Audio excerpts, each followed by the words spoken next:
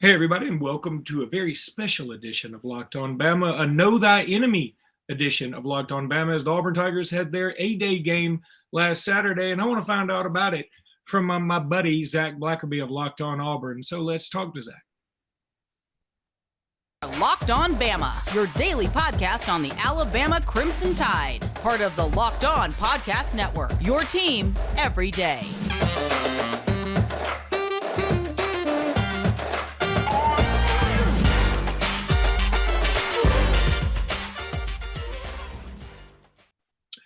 Welcome back into Locked On Bama, everybody. And as you can see by the screen next to me, I've got, he's wearing and has in his room everything I cannot stand.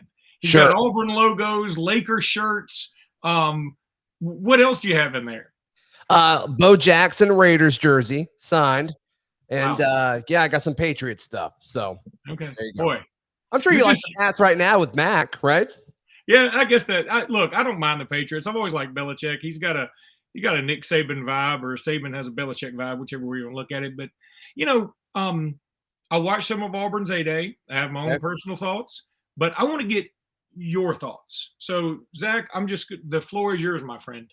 Sure. Well, I think we need to set some parameters with this conversation.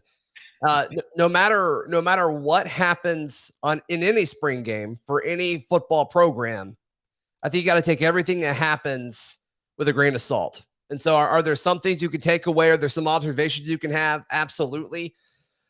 There's no way to know if your takeaways are valid until the season starts. And so I just want to put all of that out there. Big picture takeaways, regardless of who Auburn's quarterback is, the starter may not be as good as the one going into last year, but the depth is there. And so Auburn will have talent at a number 2 or number 3 quarterback, which I think is something that it's been years since they've been able to say that. So that's one thing. I love how often they threw it to Tank Bigsby out of the backfield and then also put him up, in different spots on the field. I think that's something that you should see more of. Get the ball to the best player on the field. And in a lot of cases, it will be Tank Bigsby. And then at wide receiver, Tarvaris Dawson had a much bigger role than I expected him to. But we heard nothing but good things about him last fall when he was a true freshman. And so now I believe he got the redshirt year. So as a redshirt freshman, could he take a big step? There's going to be plenty of reps available for a bunch of wide receivers on this team. Maybe he's showing out in practice. Yeah. Now I watched a lot of the A-Day and I did see what I thought was TJ Finley's best pass of the day.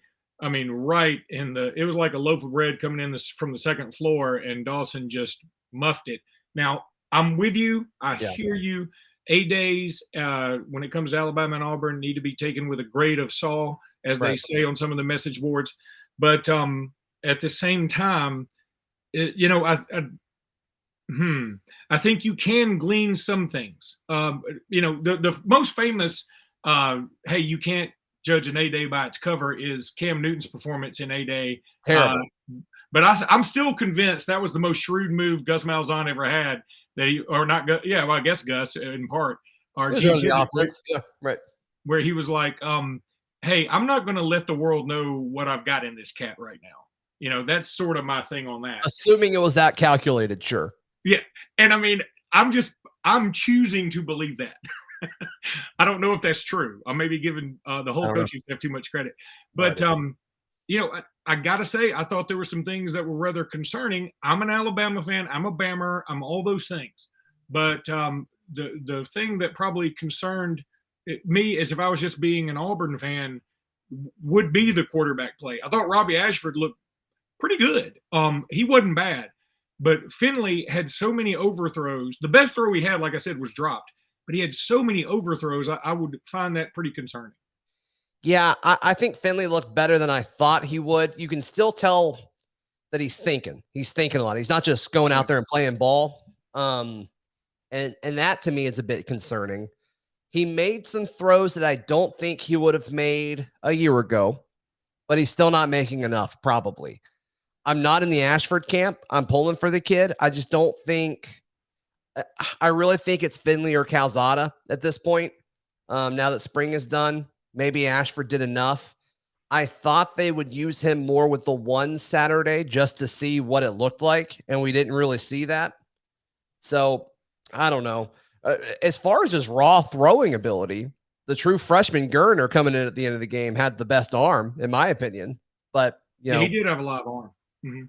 Yeah, and I'll tell you something else. It seems like everybody kind of checked out at that point. So now let me tell you something I like that's probably going to surprise you.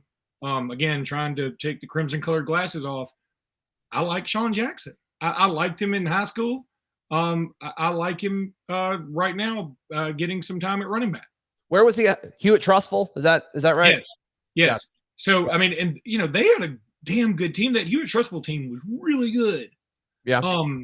And it's hard to believe they didn't win a state championship. But when you're in the same, Hewitt Trustful's in that area with Hoover and Thompson. I mean, when you're in that area, I mean, what are you going to do? And at the time, I think Mountain Brook was there when he was still there. So, but I like him a lot. I just like it when you have players like him who are extraordinarily hungry, they're talented, and they're bowling balls. I like that dude.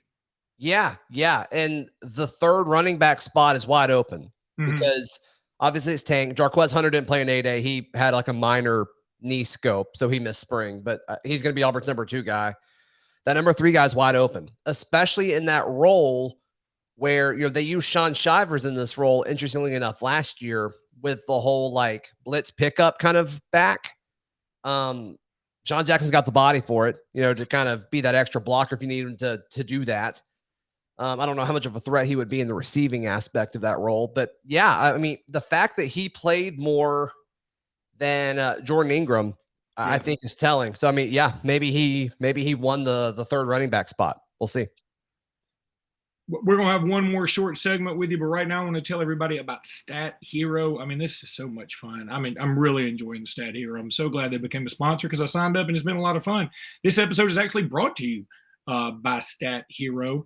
We appreciate them so much. It's reshaping the way you play fantasy sports. Dozens of house-based games to play daily. A lot of fun. No sharks, no funky props, just your skill versus the lineups you choose. Sign up today at stathero.com/lockedon. That's stathero.com/lockedon. Trust me on this. I've been playing it. It's a ton of fun. Go check it out. Also, this episode is brought to you by Built Bar. I love these things. They're nutritious, delicious, scrumptious. That's me improvising the live read right there, Zach. That's how a pro does it. Built Bar is a protein bar that tastes like a candy bar, seriously, and I love me some candy. And I can usually tell, like, when somebody's telling me, hey, this tastes like a candy bar, and it doesn't. I'm telling you, these Built Bars taste just like a candy bar. They really do. And if you're trying to maintain or lose weight, this is the bar for you. You will love them. You can get them at really just about anywhere. My son, who's a workout warrior, is getting them at Lifetime Fitness all the time. He just loves them. But you need to go to builtbar.com, use promo code LOCK15 because you'll get 15% off that order when you use that promo code. That's built.com, promo code LOCK15. You will really enjoy it. Oh, look at him. Look at the man. Look at the man having a Built Bar to show the public. And, I mean, Zach, back me up. They're delicious. They're great. They really do taste like a candy bar. Yeah, they're outstanding. Okay, so I'm just going to give you the floor here. Did the spring game with Auburn give you any more optimism, any more pessimism, or are you just status quo? With Calzada not being there, I don't really know how much we can get out of it. Going into spring, there were 2 main objectives. It was to find the starting quarterback, and it was to get more answers on the offensive line. And Zach Calzada is injured, the favorite to be the starter at this point, and 4 of the 5 potential starting offensive linemen missed a big chunk or all of spring. And so it's like, how much could you really get out of that? I think the biggest answered question that we got out of spring was who the left tackle is. I think it's Killian Zaire. He was one of the top JUCO tackles a few years ago. I think Malzahn brought him in his last year. And so he's been here a little bit. So it seems like he's won that spot, which is great. I've been high on him and been kind of questioning why he hasn't been given a shot since he stepped foot on campus. So I'm glad he finally appears to have that role. But outside of that, as far as performance and stuff goes, like, I think Malcolm Johnson Jr. could be really good. I think Guys like we mentioned earlier, Tarvaris Dawson could be really good. I think John Samuel Shanker could be a really, really good college tight end. And I think Tank Bixby needs to get the ball 10 different ways every single Saturday. And I think we saw some evidence of that. But once again, like I said at the top of the show, Luke, I just don't know how much stock you can put into this stuff at this point of the year. And I will back you up on that and say that, really you don't learn as much from the actual spring games, the culmination of spring. You learn more from the scrimmages that we don't get to see. Right. I mean, do you believe that? I do. 100%. 100%.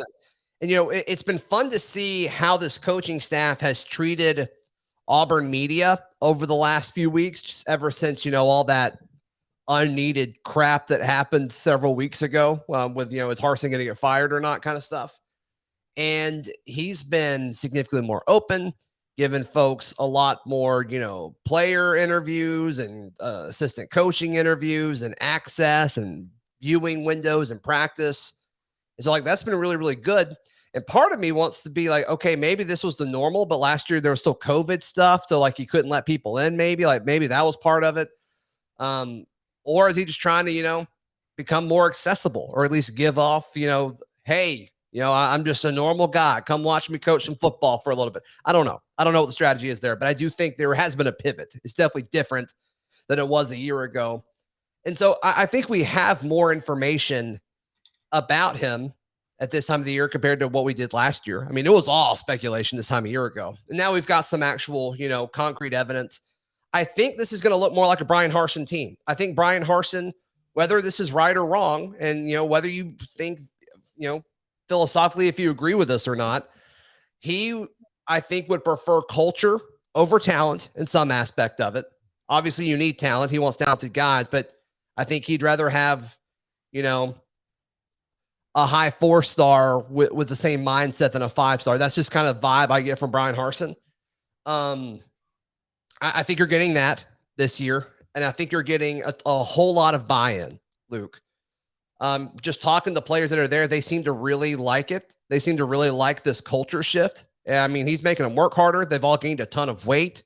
Physically, they're in much better shape than they have been since I've been covering the team. And so that's exciting, Luke. But the downside is they have the ability to give I think the number's 9 more scholarships. Yeah. Because so many folks have left and they haven't, which I don't think is a big deal. I don't think it's a big deal that Auburn leads the SEC and guys who have entered the portal. I do think it's a bit concerning that they haven't added that many dudes. And so you got to think they're going to be aggressive over the next few weeks trying to fill out this roster. Yeah, that is that would also be concerning. And the fact that they kept harping on that, the lack of numbers during the broadcast. I mean, that A-Day went by super quick, and that had to be by design. 8-minute quarters. Yeah, that was bananas how fast. I mean, I cut it on, the ESPN app thinking, okay, I'm a few minutes in. The first quarter was over. Yeah. I mean, it was nuts. The first quarter was like one drive by the starting offense. Right. Yeah, because they had to go for it on 4th down. So, I mean, it was a pretty long drive. And, I think it was just essentially running clock for the whole first quarter. So, but in my Discord, the Locked On Auburn Discord, I was, some folks were like, oh my gosh, it's shorter this year. And I'm like, no, guys, a spring game cannot be too short. I cannot stress that enough. There's no such thing. No, I'm with you on that. I mean, look, most of the time, we're so hungry for football that we sit around and just salivate at the idea of an A-Day. And then when we watch it, we're like, what else is on? Yeah, right. It's like, oh, let's just flip back over to the Masters. Let's Tiger. Yeah, exactly. Or, let's watch some more, get ready for the NFL draft stuff, which is coming up, which I absolutely love. So, Zach, I want to commend you before we let you go that, you run the #1 site from the college network side. You do a marvelous job. Thank you. I hope that the Alabama fans that are listening or watching right now, they go check you out because it is fun stuff. I'm a big know your enemy guy. I really believe in that. So yeah, it's especially with the the recruiting aspect. I mean, we're all going after the same dudes, so it's kind of cool to see what happens from a day-to-day aspect. And Locked On offers that. So absolutely, thank you, bud. All right, buddy. Thanks so much for being with us. We'll have you on again soon. We'll maybe do a big spring preview thing sometime shortly. Yeah, I think that'd be fun. Yeah, we'll get on that. All right, buddy. Until then, everybody. I know Zach doesn't time.